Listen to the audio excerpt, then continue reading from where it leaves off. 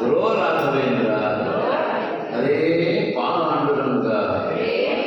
ನಾವು ಪ್ರತಿನಿತ್ಯ ನಮ್ಮ ಮಂಟಿ ವಿಠಲ ಮಂದಿರದಲ್ಲಿ ನಿತ್ಯ ಜ್ಞಾನ ಸಹಿತ ಭಜನೋತ್ಸವವನ್ನು ನಿರಂತರವಾಗಿ ಕಳೆದ 3 ವರ್ಷಗಳಿಂದ ನಾವು ಮಾಡ್ಕೊಂಡು ಬರ್ತಾ ಇದ್ದೀವಿ. ಅದರಂತೆ ಇವತ್ತಿನ ದಿನ ಒಂದು ಜ್ಞಾನದ ಒಂದು ಬೆಳಕನ್ನು ಆ ಭಗವಂತ ನಮಗೆ ಕೊಡಲಿ ಅಂತ ಆಶಿಸ್ತಾ ಅವನ ಜ್ಞಾನವನ್ನು ಅವನಿಗೆ ಅರ್ಪಿಸೋಣ. ಅದರಂತೆ ನಾವು ಇವತ್ತಿನ ದಿವಸ ಪುರಂದರದಾಸರ ಕಾಲಕ್ಕೆ ನಾವೆಲ್ಲರೂ ಹೋಗೋಣ. ಪುರಂದರದಾಸರ ಕಾಲಕ್ಕೆ ನಾವೆಲ್ಲ ಹೋದರೆ ಆ ಪುರಂದರದಾಸರ ಗುರುಗಳು ವ್ಯಾಸರಾಜರು ಅಂತ. ವ್ಯಾಸರಾಜರಿಗೂ ಮತ್ತು ಪುರಂದರದಾಸರಿಗೂ ಎಷ್ಟು ಮಟ್ಟಿಗೆ ಅವರಿಗೆ ಬಾಂಧವ್ಯ ಇತ್ತು ಅಂತಂದರೆ ಒಂದೇ ಮನೆಯವರೆಗಿದ್ದಂಗಿದ್ರು, ಅಷ್ಟು ಅನ್ಯೋನ್ಯವಾಗಿದ್ದರು ಗುರು ಮತ್ತು ಶಿಷ್ಯರು. ಆ ಗುರು ಶಿಷ್ಯರ ಬಾಂಧವ್ಯವನ್ನು ಅವರಲ್ಲಿ ನೋಡಬೇಕು. ಗುರುಗಳಾಗಿ ವ್ಯಾಸರಾಜರು, ಶಿಷ್ಯರಾಗಿ ಪುರಂದರದಾಸರು.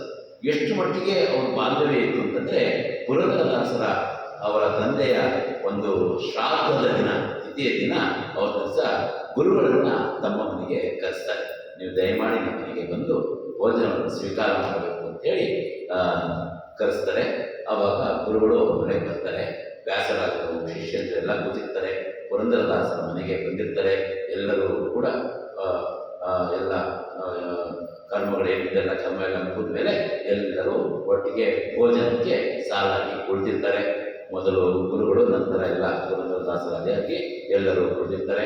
ಕುಳಿತಿರ್ತಕ್ಕಂಥ ಸಂದರ್ಭದಲ್ಲಿ ಪುರಂದರದಾಸರು ಊಟದ ಮಧ್ಯದಲ್ಲಿ ಗುರುಗಳಿಗೆ ತುಪ್ಪವನ್ನು ಬಡಿಸಪ್ಪ ಅಂಥೇಳಿ ಅಪ್ಪಣ್ಣ ಅಂತ ಅವ್ರ ಮಗನ ಹೆಸರು ಅಪ್ಪಣ್ಣ ಬಡಿಸ್ತಾ ಇರ್ತಾನೆ. 4 ಜನ ಗಂಡು ಮಕ್ಕಳು, ಅದರಲ್ಲಿ ಒಬ್ಬರು ಅಪ್ಪಣ್ಣ ಅಂತೇಳಿ. ಅಪ್ಪಣ್ಣ ಗುರುಗಳಿಗೆ ತುಪ್ಪವನ್ನು ಬಡಿಸಪ್ಪ ಅಂತೇಳಿ ಪುರಂದರದಾಸರು ಮಧ್ಯೆ ಹೇಳ್ತಾರೆ. ಆವಾಗ ಅಪ್ಪಣ್ಣ ಒಳಗಡೆ ಹೋಗಿ ಅಡುಗೆ ಮಾಡೋದು ನೋಡ್ತಾನೆ. ಎಲ್ಲೂ ಹುಡುಗರು ತುಪ್ಪದ ಡಬ್ಬಿ ಸಿಗೋದಿಲ್ಲ. ಕಡೆಗೆ ಅಲ್ಲಿ ಇಲ್ಲಿ ತರ್ಕಾದ ತಕ್ಷಣ ಡಬ್ಬಿ ಸಿಕ್ತು. ಆ ತುಪ್ಪದ ಬಟ್ಲಲ್ಲಿ ನೋಡ್ತಾನೆ, ಒಂದು ಚೂರು ತುಪ್ಪವೂ ಇರೋದಿಲ್ಲ. ಅಯ್ಯೋ, ಈ ಥರ ಆಗೋಯ್ತಲ್ಲ, ಅಪರಾಧ ಆಗುತ್ತಲ್ಲ, ನಾಳೆ ದಿವಸ ನಾವು ಇಲ್ಲಿಲ್ಲ ಅಂತಂದರೆ ಗುರುಗಳಿಗೆ ಹೇಳಿ ಗುರುಗಳೇನಾರು ಬೇಜಾರು ಮಾಡಿಕೊಂಡ್ರೆ ಏನು ಮಾಡೋಣ ಅಂತೇಳಿ ಇನ್ನೊಬ್ಬ ಅಡುಗೆಯವ್ರನ್ನ ಕರೆಸಿ, ನೋಡಿ ಹಿಂಗೆ ಆಗ್ಬಿಟ್ಟಿದ್ದಾರೆ, ಏನು ಮಾಡೋಣ ಅಂತ.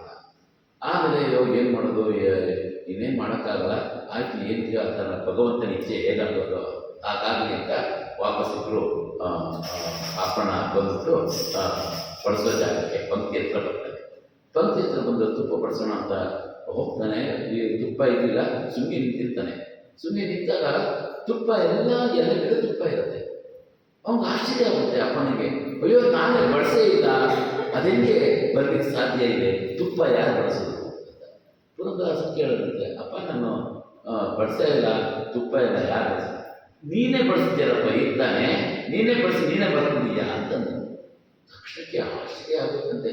ಊಟ ಎಲ್ಲ ಮುಗಿದು ಭೋಜನ ಎಲ್ಲ ಆದಮೇಲೆ ವ್ಯಾಸರಾಜನ ಗುರುಗಳನ್ನ ಅವರ ಆಸ್ಥಾನಕ್ಕೆ ಕಳಿಸಾದ್ಮೇಲೆ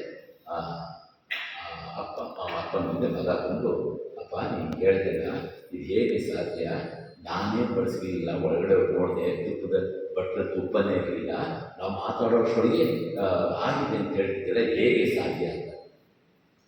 ಪುರಂದರದಾಸರಿಗೆ ಆಶ್ಚರ್ಯ ಆಗುತ್ತೆ.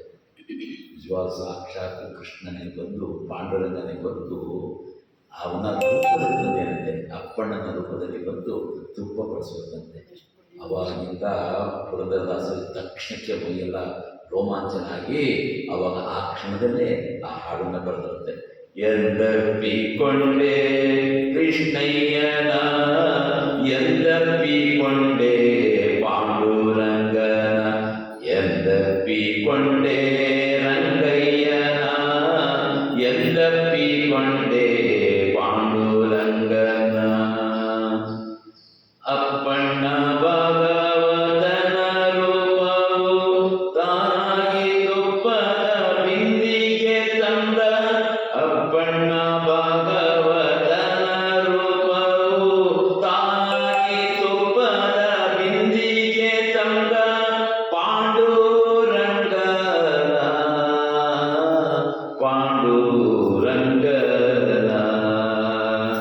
ಎಂದಪ್ಪಿಕೊಂಡೆ ರಂಗಯ್ಯನ, ಎಂದಪ್ಪಿಕೊಂಡೆ ಪಾಂಡುರಂಗನ.